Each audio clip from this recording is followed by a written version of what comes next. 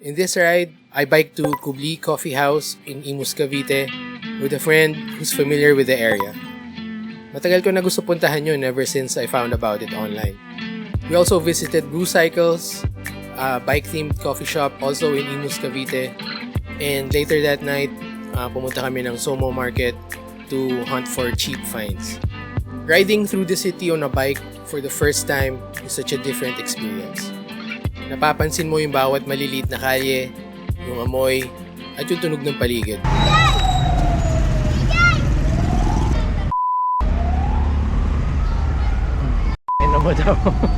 The city as it was really meant to be felt, not behind the windows of a car. Every turn feels alive, and every stop tells a story. Being on a bike makes you part of the city, not just passing through it. It reminded me that some of the best discoveries are not just about the places themselves. It's about how you move through them. Mabagal para mapansin at maramdaman mo yung city, and curious enough to explore it. Actually, natin ko rin yung Mr. Kebab eh. Oo. Hindi na pupuntang QC. Kasi yun sa, alam mo ba yun sa SMBF? Na SM? Oo. May Mr. Kebab pala ron. Meron pa. Wala na. Feeling ko dito na sila mag-focus sa South. Kasi yung napupuntahan ko, may ganun din kasi malapit sa SM MOA. Ewan ko kung nandun pa. Yung sa Cubao, nag-close na. Meron sa Cubao? Oo, lapit sa Cubao Expo. Hindi ako nasyado napupunta talaga rin.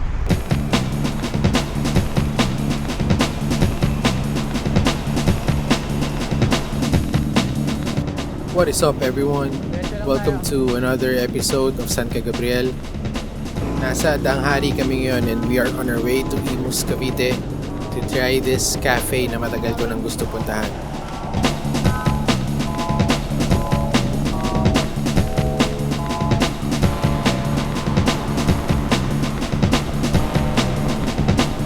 And since si Sonny ay taga Cavite, meron tayong kasama na familiar din sa area.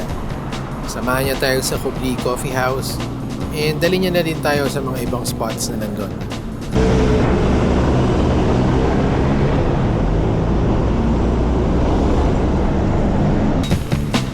Usually we go straight pag papunta tayong Vermosa. Since mas madali yung daan dito, kumana na tayo papuntang Buhay na Tubig.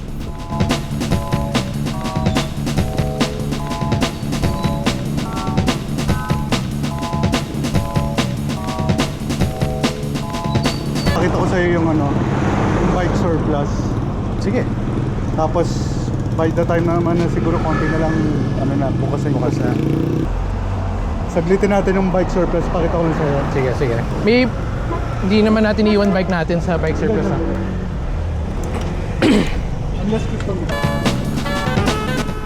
What I meant is kung iwan ba namin sa labas yung bikes kasi wala akong dalang bike lock.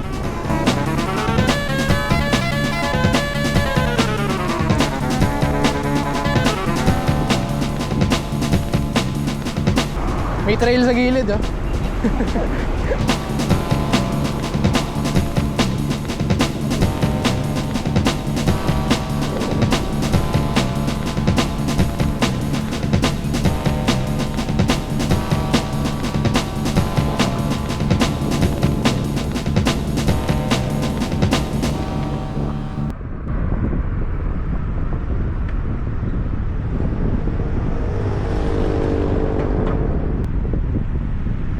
Bawal ang lasing.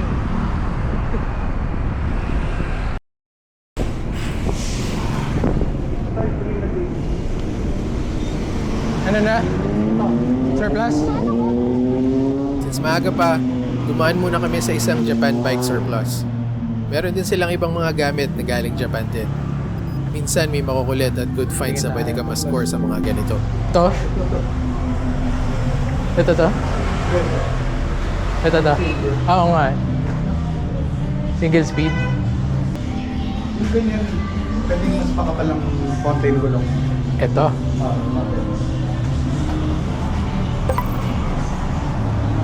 Parang ang liit na ng clearance eh. Hindi ko sure, baka hindi na.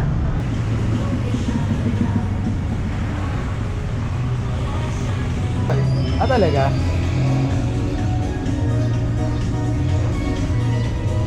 Sino yan? Si ano? Richard Reynoso. Ano, sino? Candy Pangilinan. Bata pa siya.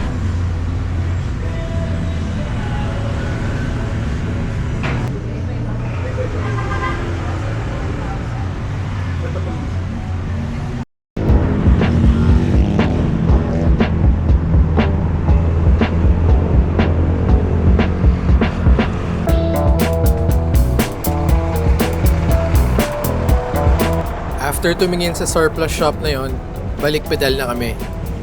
Kung di ako nagkakamali, nasa Aguinaldo Highway kami nito.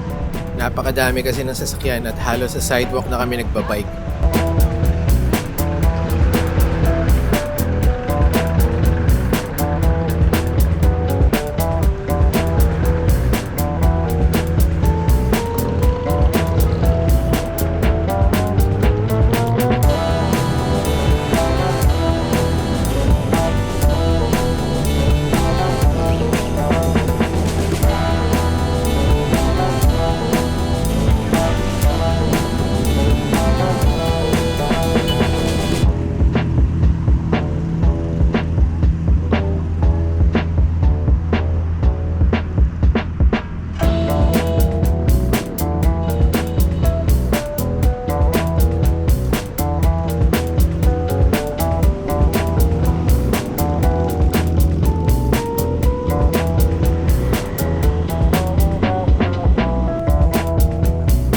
And we're here sa Imus City Plaza. First time ko nakapunta dito and to make it more special, hindi ako nasa loob ng sasakyan.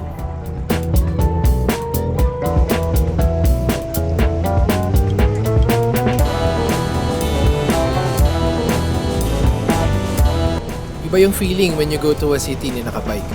Nafe-feel mo na parte ka talaga ng city. Mas aware ka at napapansin mo lahat. Pati gutom napansin ko.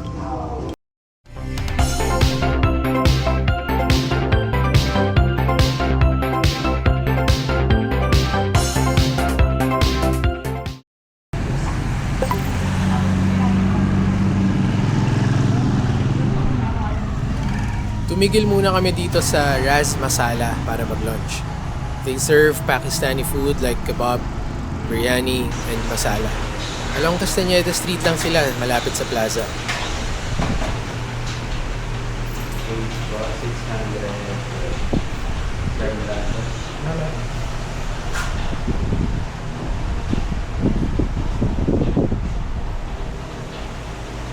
I got the beef kebab with biryani rice and nag-add kami ng spicy sauce nila.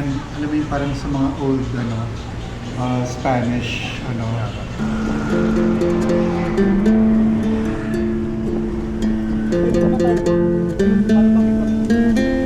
Yeah. Bibihin ka, oh. Bibihin ka. Pit.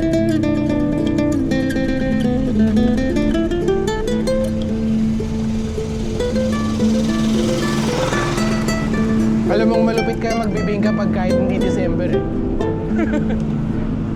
Hindi mo kailangan ng Christmas season para bumenta. Ganda nga, no?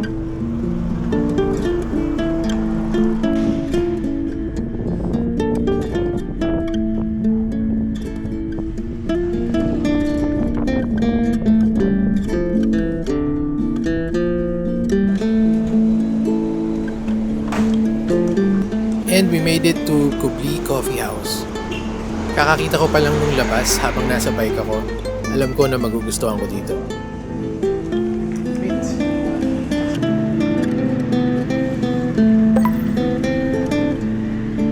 Ever since I found out about them sa social media, gustong gusto ko na siya puntahan. And kakarating pa lang dito, I was not disappointed. Sobrang cozy ng place. I really like the outdoor vibe kahit not necessarily outdoor siya. Ano ba tawag sa mga ganun?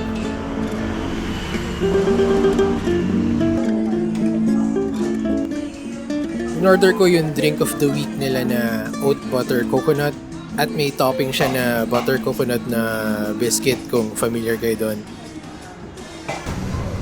Parang yung naninom ko sa Apple. Sarap din din. Peanut bar ng Marco. Oo. Eh, yung lasa ng kape nila.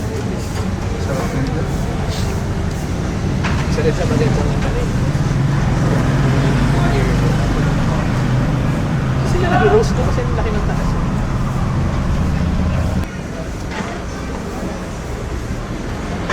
Umami lang yung ganyan na to. Yung mga dati sa Laguna ganyan. Yung ganyan na lang sa Para naging uniform.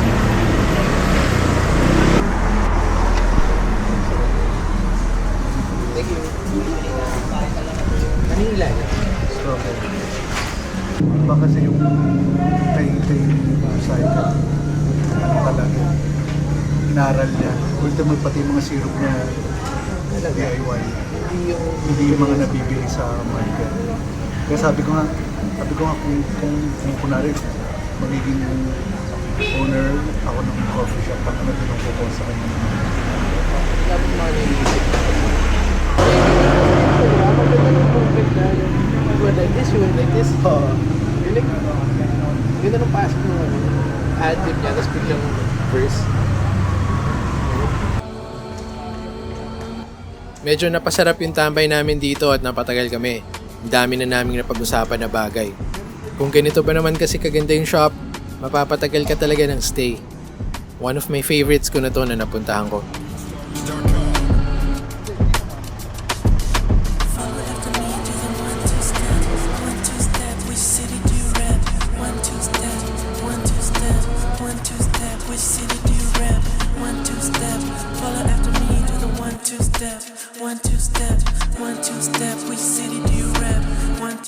After sa Kubli Coffee House, pumidal na ulit kami papunta sa next cafe. Bisitahin namin yung Brew Cycle Coffee. Dito lang din sa Imus. Okay din yan.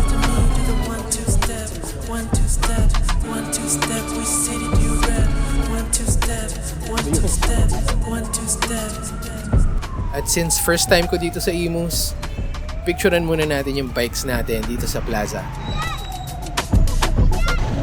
Taga-Imus ka ba?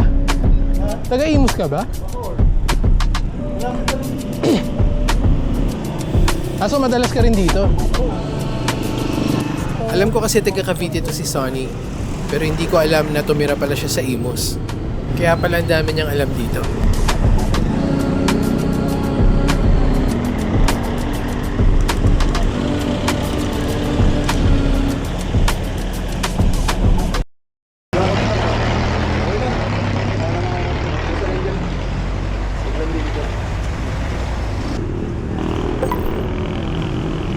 And we are here sa Brew Cycle Coffee, the second and last coffee stop for the day. Another one of those gems dito sa Imus.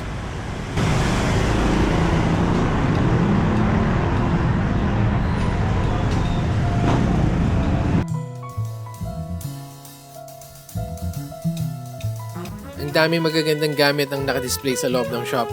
Ang daming plaka which are I think for sale if I'm not mistaken. Meron pang Trek single track 930 na frame na nakasabit sa wall. Tapos kung mapapansin nyo yung lights, may disc brakes na nakasabit din. Astig.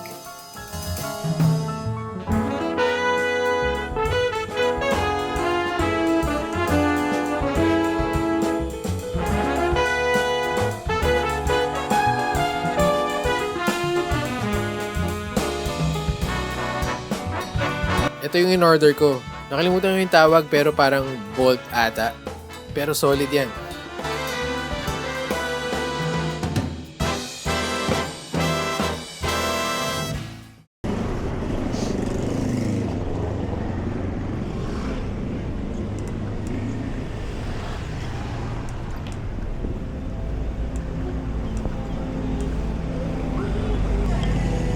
Medyo magdidilim na so we went on our way back. Pero before heading home, nag-decide muna kami na dumaan sa Somo Market sa Maydaang Hari sa Bacoor.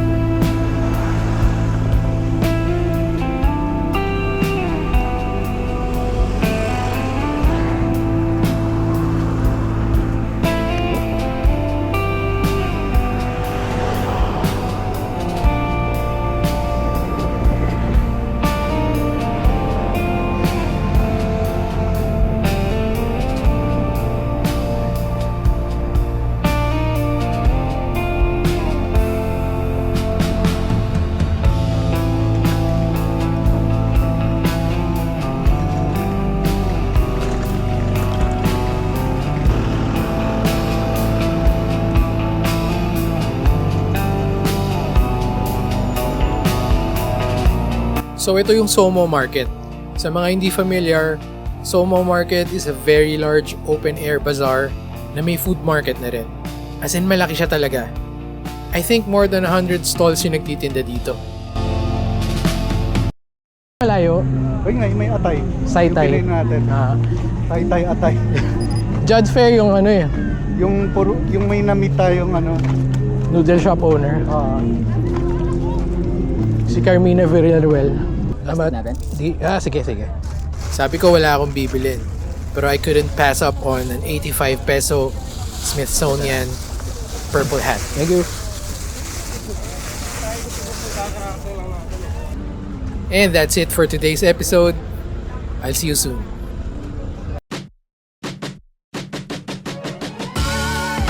Once again, thank you for hanging out with your boy. And if you could, like the video, share it to your friends, comment something, and subscribe to the channel. Peace!